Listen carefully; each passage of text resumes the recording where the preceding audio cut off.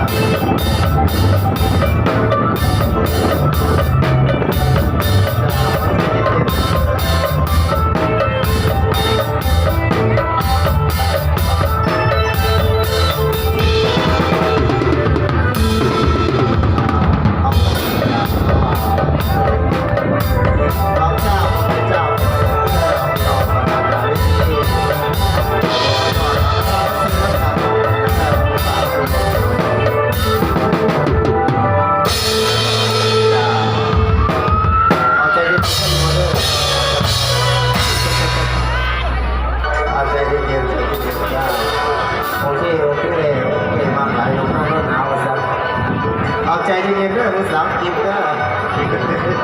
อ